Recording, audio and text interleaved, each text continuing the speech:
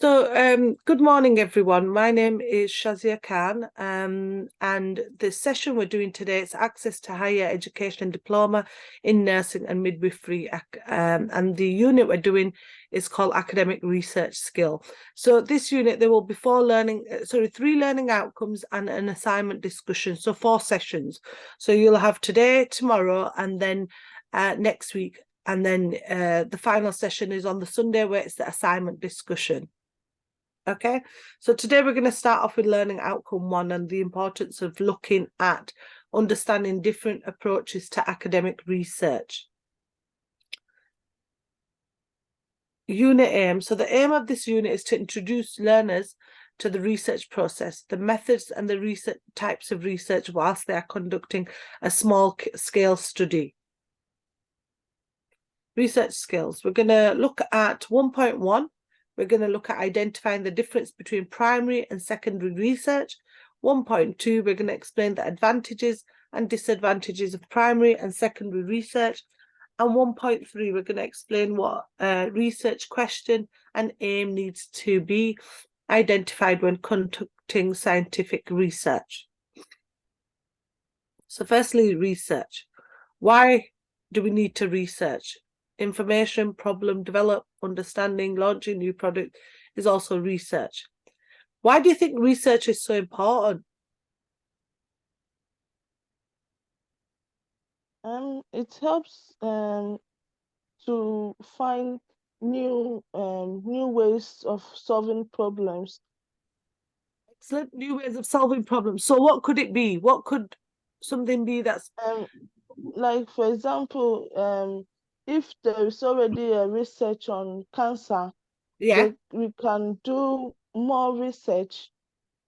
Before maybe they didn't have the cure for a particular cancer, but through research and through research, it could help them get a drug or ways of treating the disease like cancer. Excellent. So it's a way of researching and trying to understand a drug and looking at the side effects. If you're introducing a new drug for diabetes or new drug for dementia, or for cancer, like you said, you're able to understand the scientific side of it and also develop an understanding of that drug, whether that drug is going to work on people. So in that, you would do research and you would use things that you may use people to try the drug on, you may use animals to try the drug on to see whether there is enough before launching the new product. You need to research. So the whole point of research is to, in the nursing and the health sector, do you think it's quite important in the nursing and health sector? Do you think research is very important in the health sector? Yes. Yes. Yeah, of course. Yes, it is. Yeah. Why do you think it's so important? In order to be able to say more solution to whichever problem is coming up, or like disease or something like that. Yeah. It also brings about lots of development. Yeah. It's also things like, the COVID. Remember the COVID time, there was lots of research being done on what injections you could have and, how to prevent COVID and things like that. Yeah. So, in situations like that where there's emergency, it has to be done quite quick and they have to develop a drug to try and identify that they can resolve a problem. So it's really important in any country to research anything to identify, and especially in the healthcare sector. So 1.1, identify the difference between primary and secondary research. So the aim is what is to be investigated. Another aim is a statement of what is to be achieved by successful completion of this dissertation. Aim should be expressed in 1 or 2 sentences. It should be focused rather than general, and it should be analytic, not simply investigative. So an aim could be, I aim to look at the introduction of a medicine, or I aim to research this medicine. I aim to identify the developments of this medicine. I aim to introduce what this medicine does. So these are things that you would do in a dissertation. The objectives, and it's important to have the objectives as well. Objectives explain how the investigation is to be carried out. They must underpin the aim, they must guide the intended process, they must be achievable, and they must be measurable. So at the end of it, you must achieve your objectives.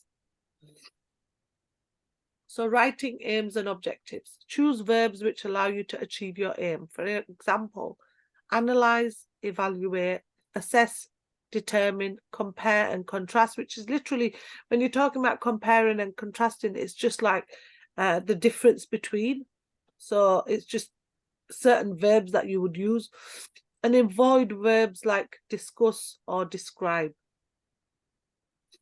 Example of aims and objectives for the research project on UK membership of the EU. So the main aim is to determine whether the UK should remain a member of the European Union. The objectives here is to review the literature on the EU, to evaluate the costs and benefits of the EU membership, to conduct primary research interviews on the EU membership, and to make recommendations about the future of the UK membership. So your aim, could you see your aim? Everything within your aim is in your objectives. So you're expanding it. So your main aim is to see whether the UK would remain a member of the EU. This is a good example to have. And then an objective would be to look at the literature, evaluate and conduct any research and make any recommendations. Why do you think it's so important to have aims and objectives in a dissertation or a project or anything? Would be the targets. I think so. It's your targets, isn't it? It's also what you intend to do in that paper. Yeah. Why is that so important for the reader to understand? So at the end of it, you will be successful in what you want to do. Yeah. At the end of it, you will know what you want to do. And also the reader who would be your tutor is marking and is able to understand what you need to do. Clearer, yeah. Yeah, it's very clear. Another example of your aims, how to produce aims and objectives is example is for a research project on recruitment practices at Calderdale Social Services. So the aim here is to evaluate the impact that the Criminal Records Bureau Disclosure Service has had on the recruitment team and their practices at Calderdale Social Services, and to determine how problems experienced by the CRB during the introduction of the disclosure service have affected the recruitment team and their work at Calderdale Social Services. Example of objectives. So firstly, to review and critically analyse the literature concerning the CRB recruitment and selection and relevant legislation, to devise and implement appropriate research methods to appraise the disclosure service and to determine its effects on the recruitment team at CSS, to also examine problems business experienced by the CRB and evaluate their impact on recruitment at CSS, and to generate recommendations for the development of future research concerning the CRB and recruitment. Techniques for generating and refining ideas. So the rationale thinking is to examine your own strengths and interests, look at past project titles. Why is it important to look at past project titles? Does it give you an idea of how to deal with your own project?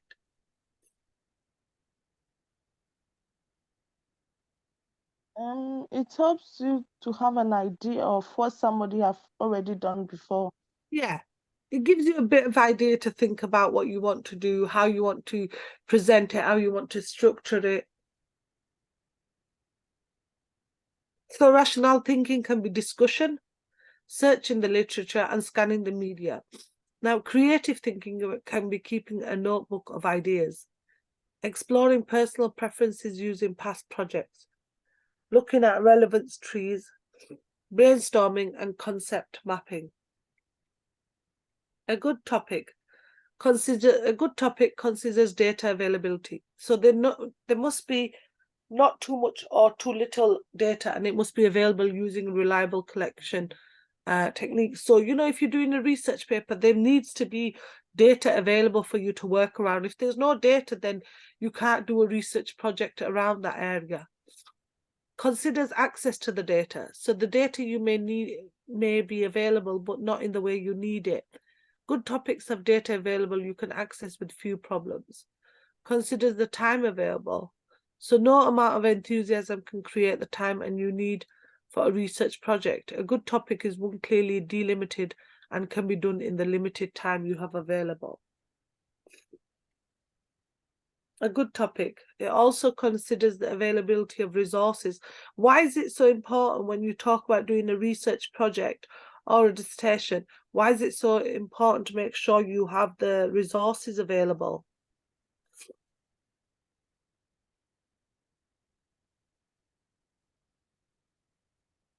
Why do you think it's so important to make sure you have the resources available? So that you'll be able to know where you got the source from.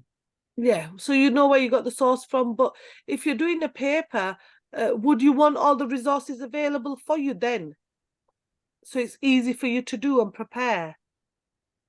Yes, so that you'll be able to compare and contrast. Yeah, so you're able to compare and contrast, but you want the software, you want the materials all available for you so that you're not running around and can't find any materials. Because if you've got a time limit to complete a research paper, you want to be able to get the resources available.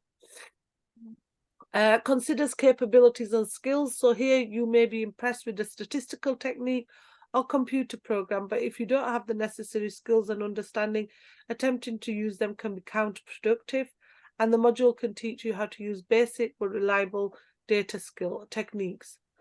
Considers a symmetry of potential research outcomes. It can feel good to find positive data related to your topic, but it is just as valid in research terms to show negative results. Initial questions. What is the history of the topic? Has anyone done research on the topic? So if so, how? What research questions did they ask? What did they find? And what kind of arguments are there about the topic? And what the concepts and theories have been used on the topic? What the research methods and data collection tools did they use? Identifying research questions. To make the topic researchable, it must be turned into research questions. It is the research questions that drive the research. The purpose of identifying research questions is to formulate, clarify research aims and objectives. A useful approach is to begin with one general research question, and then this may lead to several more detailed questions.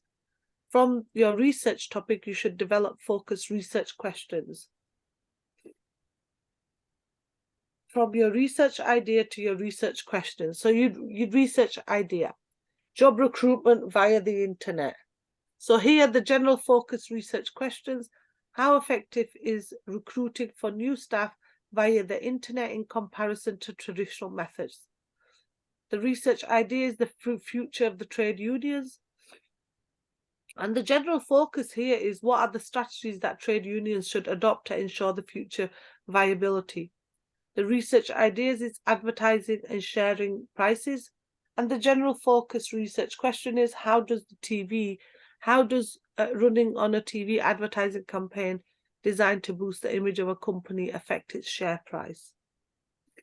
So types of research: to investigate, to inquire, to examine, to explore, and to explain, and to study. So these are types of research aims. Paraphrasing research questions as research objectives. So research question here is, why have organizations introduced team briefing? The objective here is to identify the organization's objectives from team briefing schemes. Research questions: so how can the effectiveness of team briefing schemes be measured? And the research objective here is to establish suitable effectiveness criteria for team briefing schemes. So these just give you some idea of research objectives, questions, and objectives. So you have an idea when you're doing your own research. Reviewing the literature and conceptualization, learning objectives. to comprehend appropriate ways to construct your literature review, to understand the connection between literature review and research objectives, and to recognize and develop your critical powers of review. So, and you'll be able to combine an abstract concept to form an integrated conceptual framework. So 1.1, identify the difference between primary and secondary research. And this comes when you're doing your assignment as well. So you will need to look at areas such as this. So types of research, you've got qualitative and you've got quantitative, and then you've got strengths and weaknesses. So when we look at qualitative research, and this is about connecting, analyzing and interpreting the data by observing what people do and say. Then qualitative research, again, it refers to the meanings and concepts and definitions, characteristics, metaphors, symbols and description of things.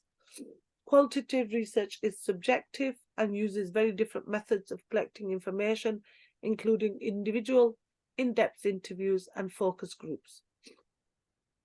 The nature of this type of research is exploratory and open-ended.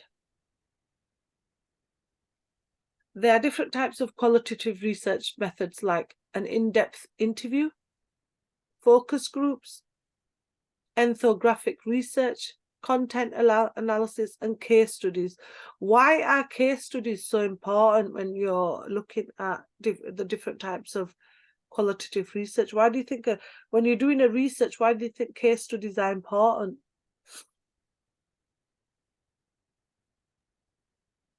Case study is something, you know, it could be something about, for example, a drug, and they've interviewed someone and that they've produced a case study on that drug. Why do you think it's so important?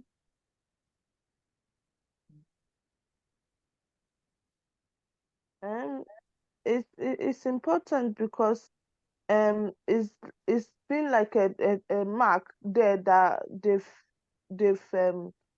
they've already had a study on it, so Yeah. it helps you. Yeah. So research is looking at case studies. If you do research, Yeah, This overview of the drug. yeah. But if you've done previous research, you will use you do case studies to help you identify certain things. For example, I'll give you, moving away from nursing, I'll give you an example of law. Now, in law, when a judge is trying to sentence somebody, okay, he will look at previous case studies. Why will he look at previous case studies? to compare the two cases. Yes, to compare the cases, but also the cases may be similar, might they? Yeah. So that's called previous precedent. So the judges will rely on previous cases to help them come up with a decision. And that helps judges come up with a decision to do a sentence instead of, you know, looking at, you know, identifying new laws that may be needed, but also they rely on previous cases to help them and guide them. Because if there's similarities between cases, they will sentence someone on the similarities between an old case and a new case. So the results of qualitative methods are more descriptive, and the inferences can be drawn quite easily from the data that is obtained.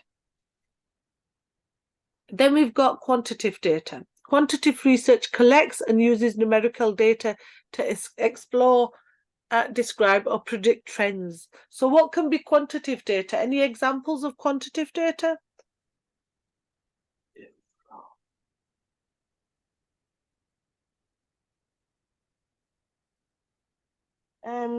The number of people that have used the data, like, could it be things like, could it be bar charts? Could it be graphs?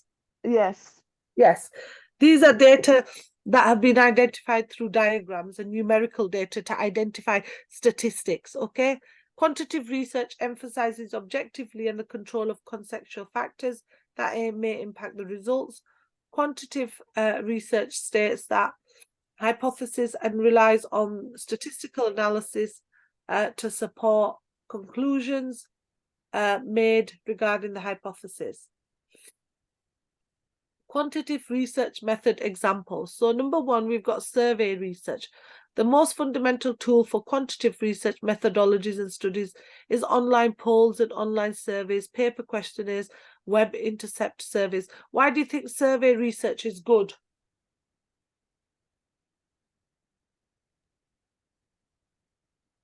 I think with the survey research, it helps you to get the audience, like it helps you. It's not like assuming, you get the people to get the data from them. Okay. What I else? think Why it else? makes you to get a previous incident so that you'll be able to, know what to do.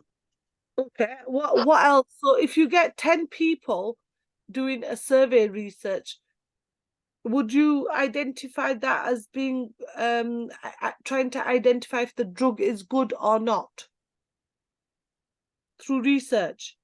Why is research so important? Because people will bring different ideas. So Excellent. People will have different ideas. They will have different answers. And yeah, then what are you able to do from that? from there you'll be able to, get the best out of those different ideas. Yeah. So you'll be able to identify what people want, why people want this thing, and how it works. Okay. So it's really good survey research. Number two, correlational research. This is a comparison between two entities. Correlation research is conducted to establish a relationship between two closely knit entities and how one impacts on the other and what are the changes that are eventually observed. This research method is carried out to value to naturally occurring relationships, and a minimum of two different groups are required to conduct this quantitative research method successfully. Number three, in quantitative research, you've got causal comparative research, and this research method mainly depends on factors of comparison, also called quasi-experimental research. This quantitative research method is used by researchers to conclude the cause-effect equation between two or more variables, where one variable is dependent on the other independent variable. Number four, experimental research. This research method is reliant on a theory. Experimental research, as the name suggests, is usually based on one or more theories. In experimental research, an analysis is done around proving or disproving the statement. Strengths and weaknesses. Here we have a SWOT analysis. It identifies the internal factors and the external factors. So we look at strengths, weaknesses, opportunities, and threats. So some of the strengths, your strengths could be that you're good at communication. It could be that you're good at problem solving, and it could be that you're good at time management. Some of the weaknesses, it's very hard sometimes to identify your weaknesses, but it's a good thing. Okay. So not enough knowledge on the NHS and the healthcare sector, behavioural management experience. The opportunity could be that you need to be networking more, you need to have more training, you need more courses, and you need to identify your job. The threat here could be the finances, family constraints, things like childcare, support, disability, IT skills, and referencing. So these are good to identify for yourself. We look at hard skills and soft skills, and these again are quite important. Hard skills can be teamwork, communication, problem-solving skills, work ethics, interpersonal skills, hardworking.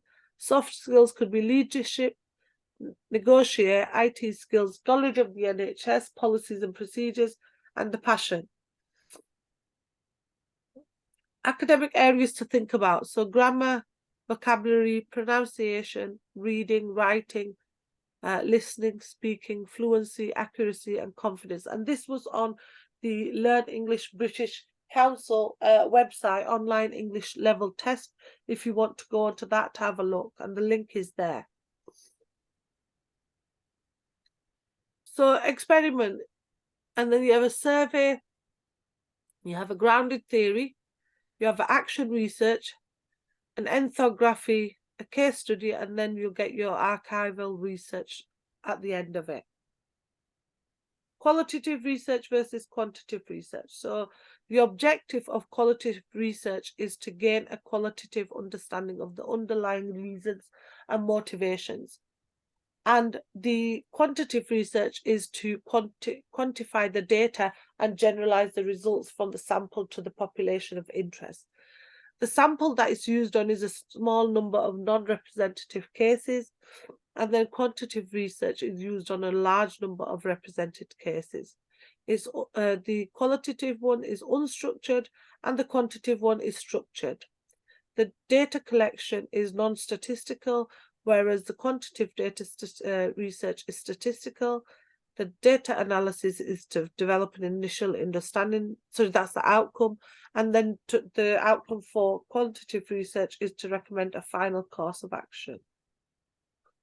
A classification of survey methods. So you have survey methods, you have telephone methods, which includes traditional telephone. Then you have the personal method, which includes in-home, mall intercept, and computer-assisted personal interviewing. And you have computer-assisted telephoning interviewing. From the survey methods for the mail, you have mail interview and mail panel. And for electronic, you'll have email and internet. And this diagram identifies the issues around, the classification of survey methods. Observation methods, structured versus unstructured observation. For a structured observation, the researcher specifies in detail what is to be observed and how the measurements are to be recorded. For example, an auditor performing inventory analysis in a store. An unstructured observation is that the observer monitors all aspects of the phenomena that seem relevant to the problem at hand. For example, observing children playing with new toys. Observation methods, disguised versus undisguised observation. In a disguised observation, the respondents are unaware that they are being observed. Disguise may be accomplished by using one-way mirrors, hidden cameras, or inconspicuous mechanical devices. Observers may be disguised as shoppers or sales clerks. It's things like mystery shoppers that will identify that. In undisguised observation, the respondents are aware that they are under an observation. Natural versus contrived observation. Natural observation involves observing behavior as it takes place in the environment. For example, one could observe the behavior of respondents eating fast food in a Burger King. In a contrived observation, respondents' behavior is observed in an artificial environment such as a test kitchen. Classification of observation.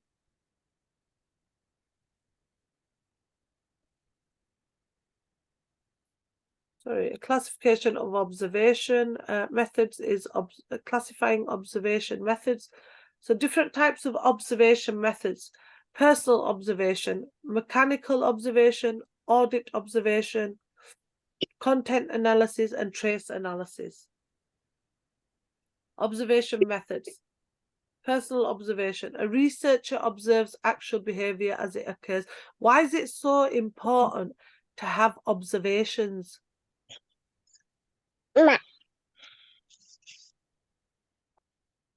Why do you think it's so important to observe things? We have to observe it before you make a decision for it. So to observe things, you make decisions. What else? Why else must you need observation?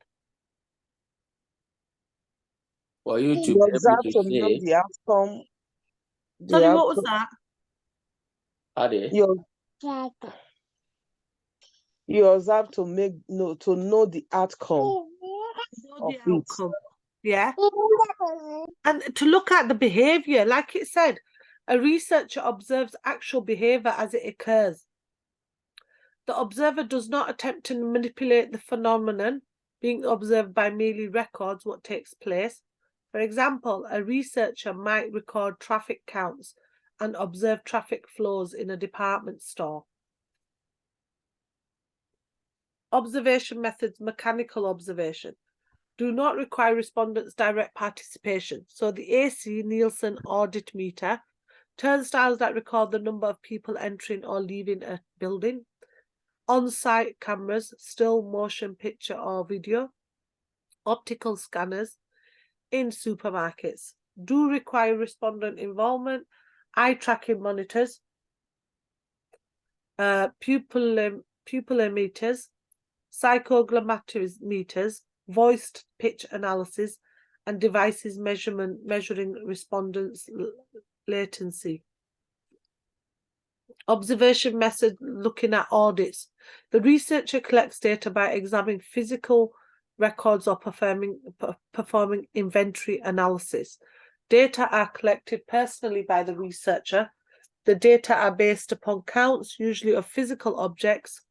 Retail and wholesale audits conducted by marketing research suppliers were discussed in the context of syndicated data in Chapter 4. Observation methods, content analysis. The objective, systematic, and quantitative description of the manifest content of a communication. The unit of analysis may be words, characters, individuals, or objects, themes, propositions, space and time measures, which is length or duration of the message, or topics, which is subject of the message. Analytical characteristics for classifying the units are developed and the communication is broken down according to the prescribed rules. Observation methods, trace analysis. Data collection is based on physical traces or evidence of past behaviour. The selective erosion of tiles in a museum indexed by the replacement rate was used to determine that relative popularity of exhibits. So these are some examples. The number of different fingerprints on a page was used to gauge the readership of the various advertisements in a magazine.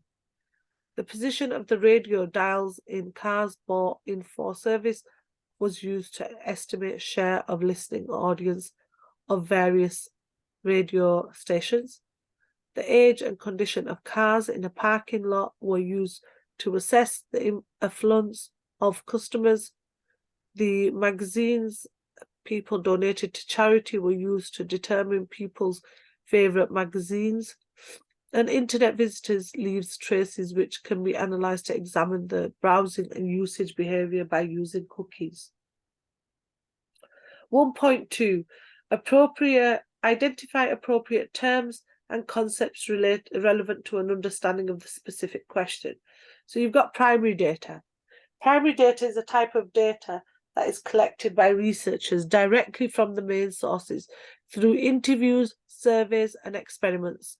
Primary data are usually collected from the source where the data originally originates from and are regarded as the best kind of data in research. Number 2, identify appropriate terms and concepts relevant to the understanding of the specific question. So primary methods, you've got Delphi technique, you've got the interview methods, you've got projective techniques, you've got focus groups and interviews, and you've got questionnaire methods. Why is it so important if you have to use the primary methods, focus groups? Why is a focus group so important? If you were to identify something and try to work around a focus group and they were trying to identify the importance of having the use of maybe a type of medical tool, and you have a focus group of nurses or doctors, why is it so good to have that focus group, and why is it so relevant? You can get more ideas, more ideas. Yeah, you can bounce off each other, can't you? These ideas will help you, and these ideas will come up with a plan. So, focus groups are very good for all sorts of things. For example, in the business industry, if you are introducing a new kind of drink, for example, the new Diet Coke with lime, okay, why would you have a focus group there?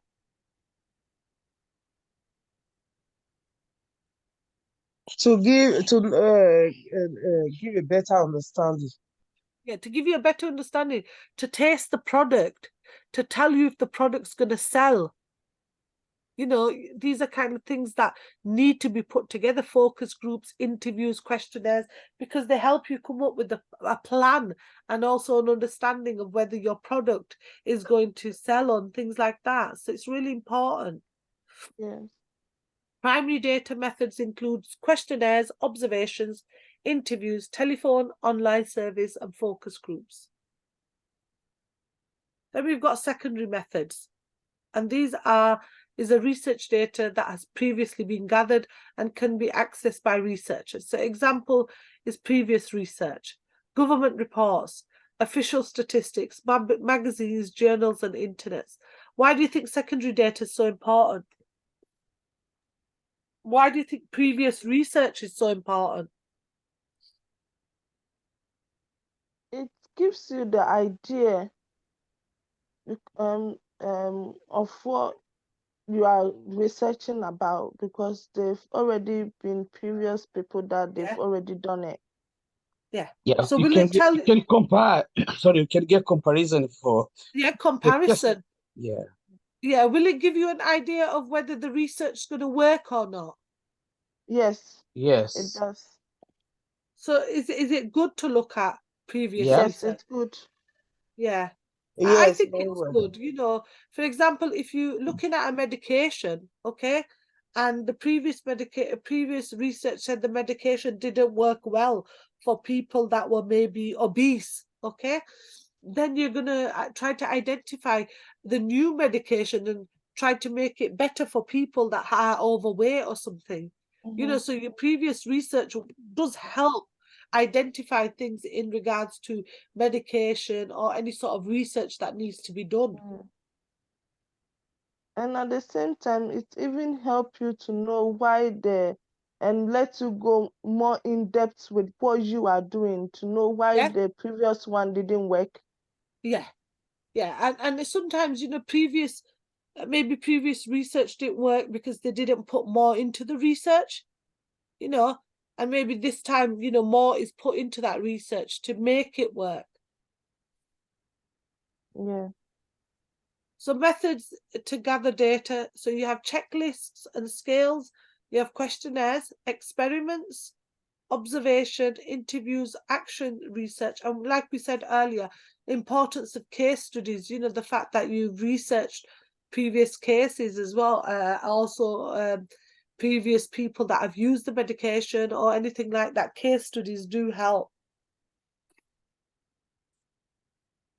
So data analysis tools are used to present and analyze data. So things and charts, tables, diagrams, and lists. Why do you think data analysis tools are good, like charts and tables?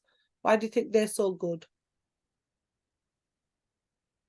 It gives a better difference, better understanding, better interpretation. Yeah, so it gives you a better interpretation, but does it give you an idea of numerical numbers? And 90% of people said that they like this drug. Yes. And why is that important? It will be able to differentiate difference. Yeah, it's important because you can identify the difference between it. Examples of a chart. So this is like a bar graph, okay? And it just give you an example. And this is an example of a time spent on smartphones and tablets by category. And they looked at the time on smartphones, okay? And it said that people time spent on games was 35%, on social networking 29%, on utilities 20%, on music and videos they spent 8%, and on news they spent 3%, and on others they spent 5%. And I think that's quite nice to understand, because you could write about that, couldn't you? You could identify your structure and write about that bar graph. Then they've got on tablets. So people on tablets played 57% on the games, 8% on other, 3% on utilities, 4% on news. Music and videos was 13% and social networking 15%. So I think it gives you an idea. If you look at them, for example, are you able to explain each one? Are you able to explain the difference between smartphones and tablets? Yes. Yes. And would you be able to explain it through the numbers around it? Yes. Yes. Yeah. So you could explain and identify, the differences. Example of a table. So this is example of a table. So you've got on one side, you've got all the numbers of the length, and then on the bottom side you've got the numbers on the test number, and then you've got the batch number, and you've got batch number 1 and batch number 2, and it looks at the data within regards to sample length and trying to identify the data in regards to that. So it'll give you the chart, it'll give you a bar graph, and you have to explain around that. Example of a list. So this is a list in an example, and it's given you example of a college enrollment list. So it identifies all the student IDs there. It looks at the last name and the initial, the age, and the program that they have applied for. Why do you think this is really good for someone to identify? Especially at a college. It helps you to know the age range, the number of people, and the course that the people are doing. Yeah, and it's quite clear to say, that this between 2005 and 2006, B. Smith was doing the drafting course. So it's quite clear and easy for people to understand that. Yeah. So definitions of reliability and validity. Reliability. In the research, reliability is the degree to which the results of the research are consistent and repeatable. Validity refers to the accuracy of the research as a whole and the accuracy of each step independently. Why do you think reliability and validity are important in research?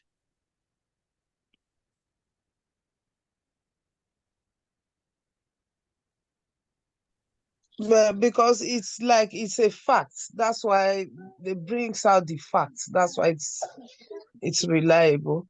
If you look at validity, you have to make sure that when you look at the research, it's accurate. Why? Because you can't just pick something out from the internet and say this is valid and reliable information. You've got to research whether this information is consistent, and it's reliable. And you need to look at the sources you used. It's so important. That's why referencing is so important when you look at reliability and validity, and whether if you go on Wikipedia, is that internet source reliable and valid? Is Wikipedia a reliable source to use? Yes. Yeah, sometimes. Because not everything you see there is correct.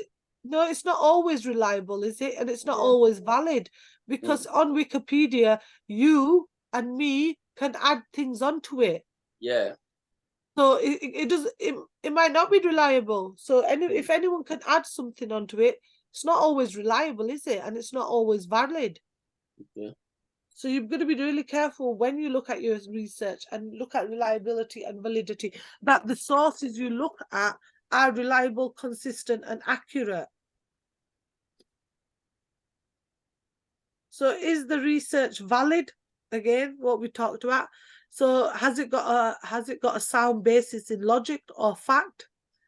Is the research authentic? So is it based on facts? Is it accurate or reliable? Is the research current? So is it up to date? Why is it important to have up-to-date research? So that you don't use the outdated ones, but a current one based on the facts or based on the quality of the research. So you don't use outdated resources. Why is it important not to use outdated resources?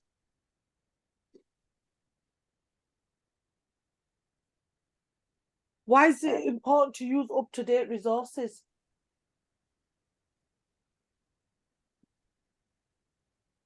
I think because you are discussing something based on now, not the future. Yeah, it's important because your research needs to be up to date, it needs to be accurate, and it needs to be valid, okay? And you can't be using past. If something is asking you about past data, then you can use it, but try to use up-to-date data. It needs to be sufficient where it needs to be adequate and reliable. So it needs to be of good quality from trusted sources, such as also known as VACSR. So it needs to be, this is what VACSR means: valid, authentic, current, sufficient, and reliable. So it needs to be good quality and from trusted sources, like we talked about Wikipedia and things like that. So the plenary. Today we looked at the different types of research methodology. We looked at the methods of gathering data and the importance of gathering data. We looked at analysis tools to present data. And we looked at why it needs to be valid and reliable data for research and why research is so important. If you look at the nursing sector and you look at the area you're doing, the healthcare professional, is research an everyday thing? Yes. Why? Because they always want to improve the services of the health sector. So they always have to be and research going on. So research, what kind of research then? It can be for a disease or for staffing. There's so many researches that that goes on to know the findings of what is that they're looking for. Could it be researchers? Why do they need all this research within the healthcare profession? For solution on whatever they are looking at that point in time. Yes. Solution. Services.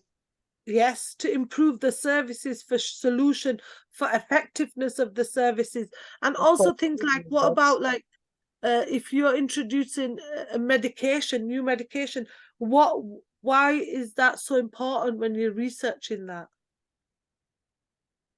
To see if the medication is really working well or if there's going to be any additional thing to be added to it.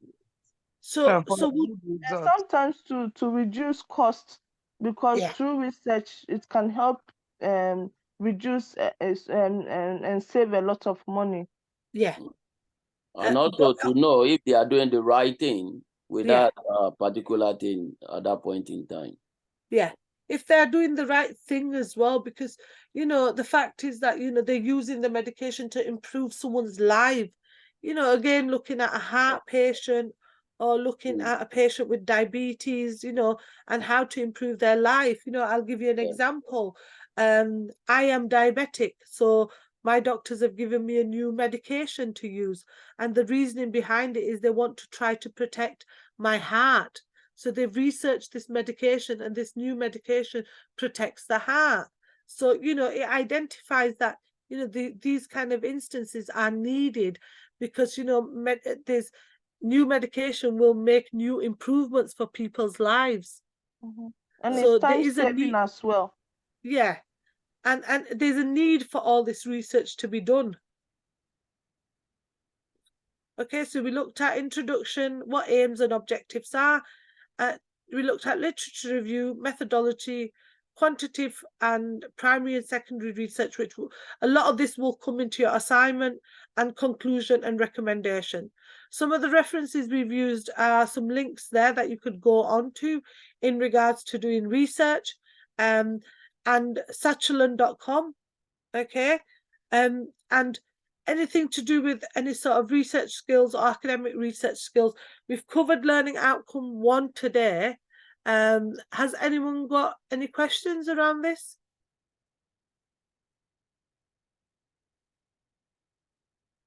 Anyone got any questions? Sorry, No? where can we find this recording, please?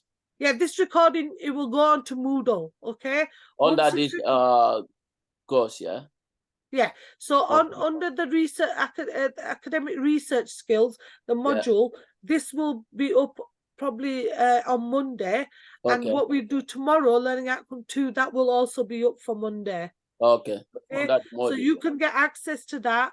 Any sort of additional resources would be on the academic research website. And then we've got the next 2 sessions, which are next week. And then we finish the academic research module, and you can get on with the assignments then. All right. Thank you. Okay. Any other questions, anyone? Okay. Thank you for attending today's session. And thank you for your patience. And I will see. Sorry. Please, I want to ask that with this, will it go to Moodle as well? Because so that we can revise on it. Yes, it's all on Moodle. Okay. Yeah. All right. Everything will be on Moodle. That is your main source to use. Okay. Okay. Okay. So thank you for attending, and I will see you in learning outcome tomorrow morning at 9 o'clock. Yeah. Thank you. Okay. Thank you, everyone. Thanks. Thank you. Bye. Bye.